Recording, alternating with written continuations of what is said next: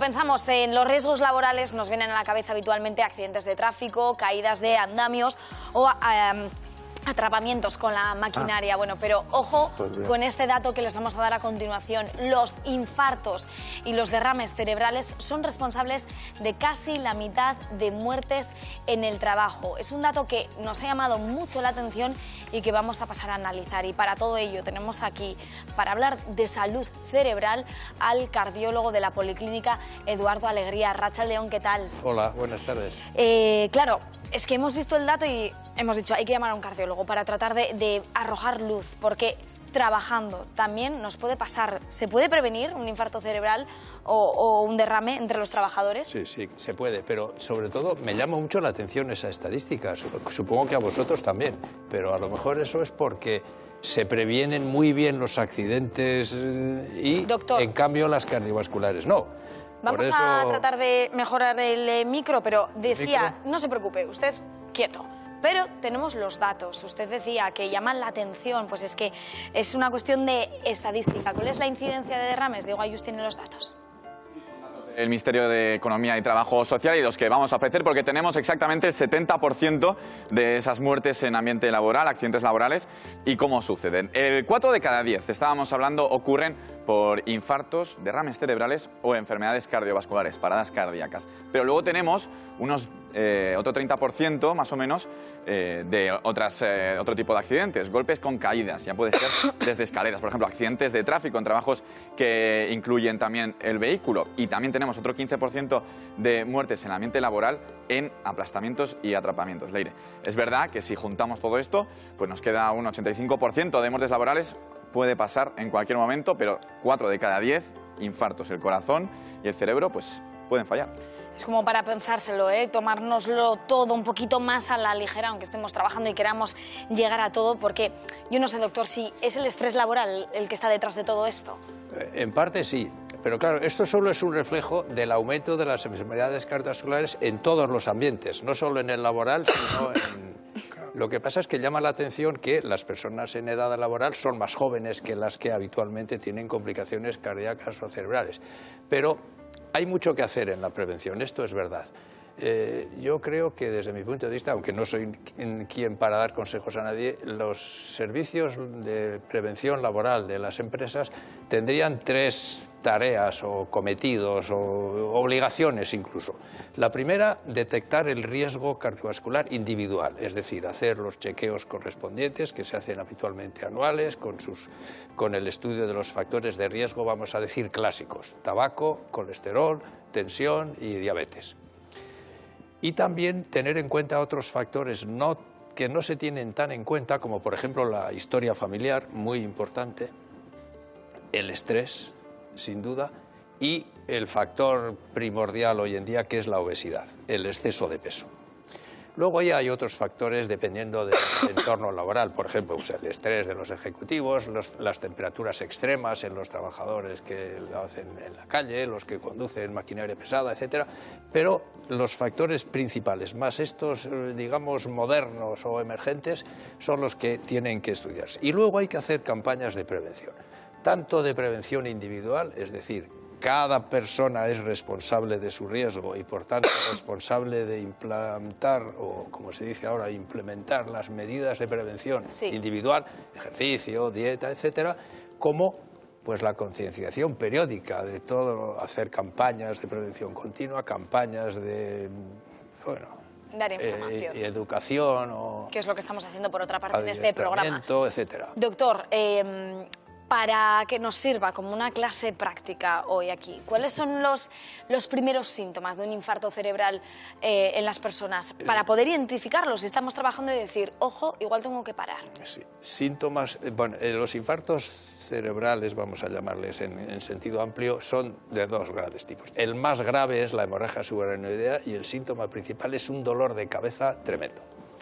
Luego hay otros accidentes cerebrovasculares que se llaman ictus vulgarmente, que tienen diversas manifestaciones iniciales: trastornos del lenguaje, trastornos de la movilidad, dolor de cabeza, mareo, embotamiento, pérdida de visión. Pérdida de visión es un poco más frecuente en personas más mayores, pero también, y alteraciones del habla sobre todo.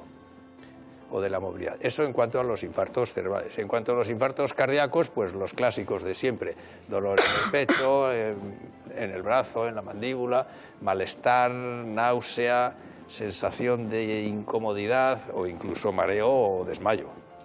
¿Es lo mismo un infarto cerebral que un derrame cerebral? Sí, es diferente.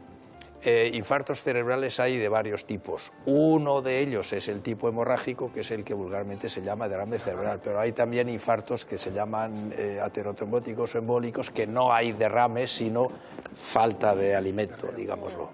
Preguntas a la mesa. Sí, mira, yo quería preguntarle acerca de las mujeres, porque los infartos, sobre todo los cardiovasculares, siempre están como asociados a los hombres y los informes también siempre suelen estar con más datos, porque se hacen más estudios con hombres que con mujeres. Sin embargo, también las mujeres sufren infartos, no sé si en menor o mayor medida, pero sí que hay esa especie de creencia de que es cosa de hombres y no es...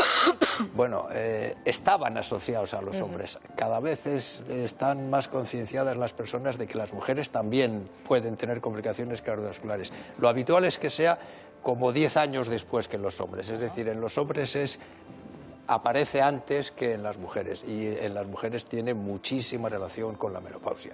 Pero los factores de riesgo son comunes, es decir, que hay también infartos cerebrales y cardíacos en mujeres de edades relativamente jóvenes. Pero eso es por los factores de riesgo que hemos dicho antes. César. Sí, doctor. Mire, yo he trabajado muchos años a turnos, a relevos, mañana, tarde, noche. Le quería preguntar, ya por su cara, me parece que a lo mejor he ganado papeletas trabajando de noche. ¿Qué riesgos cardiovasculares hay asociados a este tipo de trabajo? El trabajo a turnos se engloba dentro del factor de riesgo estrés porque altera mucho la dinámica del sueño.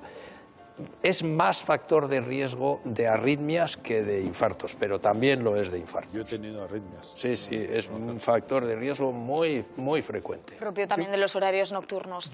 Ha dicho una cosa antes, doctor, que me ha llamado la atención. Yo he tenido un historial a nivel familiar. ¿Hasta qué punto el cuadro familiar y el historial familiar es muy determinante y que importa poco lo que puedas hacer por prevenir, porque realmente estás tocado por la... No es determinante en el sentido de que la historia familiar te condena a tener un infarto, sino que el tener historia familiar hace que tengas que ser mucho más estrictos en la detección precoz y en la prevención. No es una condena, pero hay una serie de factores hereditarios o genéticos que favorecen el tener. O sea que cuanto menos trabaje, mejor. Si es que el trabajo es factor de riesgo, pero hay muchos otros factores de riesgo. Igual, el más importante a efectos de esto es el tabaco, sin duda. Tabaco y alcohol. Sin duda. El alcohol menos. Para los infartos, para cánceres y otras cosas, sí. Pero para infartos, el alcohol... La cervecita, fantástico. Sí, vale. A ver, el doctor benévolo. Le he buscado lo que quería No oír. le rasques más, Ainhoa. Yo observo además que es una medida en ciertas personas como de automedicarse, como de tener un ansiolítico. Por esto de que vivimos muy estresados. El tema del alcohol. Mucho el tema del alcohol, y que es muy peligroso, desde luego. Incido mucho con mis pacientes en las técnicas de respiración, en técnicas de relajación para controlar el estrés. Esto es interesante implementarlo siempre, también aparte de los cuidados más fisiológicos. Indudablemente, el control del estrés es un factor fundamental y... A ver, el estrés laboral es importante. También hay estrés familiar y de otros tipos, pero el laboral es muy importante. Y todo lo que va bien para el estrés es bienvenido. Las técnicas de relajación, por supuesto, el ejercicio, que es clave para esto. Bueno, los ansiolíticos en algunos casos. Tampoco es bueno eso de automedicarse y pasarse con eso, pero las medidas, vamos a llamar no farmacológicas, son básicas. Eduardo Alegría, doctor, gracias por visitarnos esta tarde y darnos estas pautas para saber identificar lo que nos pasa. Ha sido un placer.